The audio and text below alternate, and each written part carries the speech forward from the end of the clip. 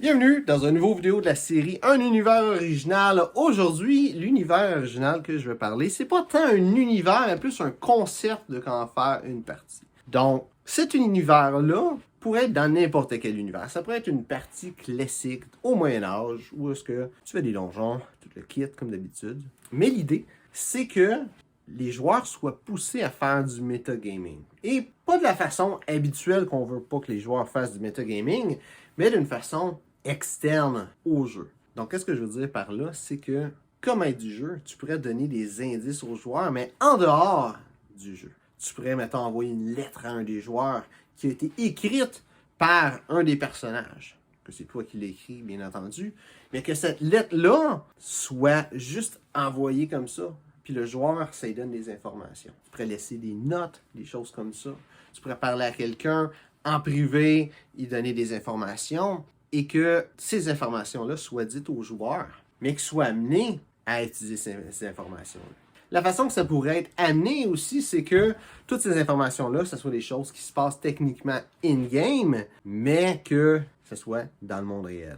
Aussi, une autre façon que ça pourrait être amené, c'est que les personnages peuvent avoir des visions, et que ces visions-là, en réalité, ce soit le joueur qui a l'information et qui décide de la façon qu'il va le transmettre. Par exemple, si le boss dans un donjon, c'est quelqu'un qui est super puissant, mais qu'il y a une faiblesse, par exemple, sur le feu. Mais tu peux dire ça à un de tes joueurs. Et ce joueur-là va avoir à faire en sorte que son personnage apprenne ça, dise que, oh ouais, j'ai l'amené dans la partie, dire, par exemple, j'ai fait un rêve, j'ai rêvé telle affaire. Que les joueurs, dans le fond, qu'est-ce qui arrive dans leur vraie vie, qu'est-ce qu'ils ont comme information, puissent le retransmettre dans le jeu. Ce que je trouve intéressant avec ça, c'est que, règle générale, le metagaming est vraiment proscrit. Mais de faire ça, ça fait en sorte que ça crée une twist intéressante. Plutôt qu'empêcher le metagaming, ça fait en sorte que ça fait partie du jeu. Et souvent, le metagaming, ça peut être quelque chose de lourd. Et faire ça, ça devient léger tout simplement parce que le metagaming va tout simplement être permis. Si quelqu'un trouve une information, ben, il trouve l'information. Techniquement, dans ce concept-là, le joueur pourrait prendre le livre des monstres et si tu te bats contre un monstre, aller regarder les informations des monstres. Qu'est-ce que généralement, c'est pas vraiment apprécié des maîtres du jeu, mais dans ce cas-là, ça ferait partie de la thématique. Et comme maître du jeu, je te dirais de pas nécessairement dire aux joueurs qu'ils peuvent faire ça, mais laisser ça ouvert. Je pourrais commencer l'introduction de la partie en disant qu'il va y avoir des choses qui vont avoir comme information. Ils ont le droit de faire du metagaming dans cette partie-là et c'est encouragé. Mais sans nécessairement dire, hey, prenez le livre des monstres ou faites-ci, allez chercher des informations là, puis tout ça. Juste peut-être donner une couple de petites informations, puis c'est à eux autres vraiment de décider où est-ce qu'ils veulent amener ça. Jusqu'où, en fait, ils vont trouver ça intéressant.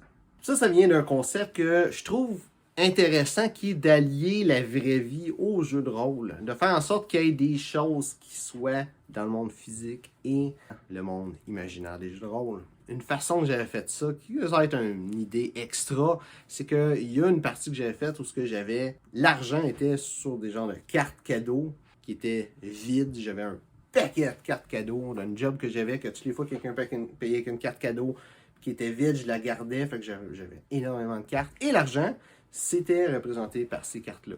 Fait que les joueurs avaient l'argent physiquement, puis s'ils voulaient payer quelque chose, ben, il fallait qu'ils me donnent l'argent, qui était des cartes cadeaux. Mettons, un 10$, ben, c'est un 10$ dedans le jeu, qui est un univers apocalyptique, donc ça fitait que c'était des dollars. Mais au final, c'était une transaction physique qui était faite dans le vrai monde, qui était démontrée aussi dans le vrai monde pour la partie. Donc, je te laisse avec cette idée-là. Il y a beaucoup à créer avec ça, mais de créer une partie où est-ce que le metagaming est parti et permis, je veux dire, je pense que c'est une bonne idée et ce serait quelque chose d'original à faire.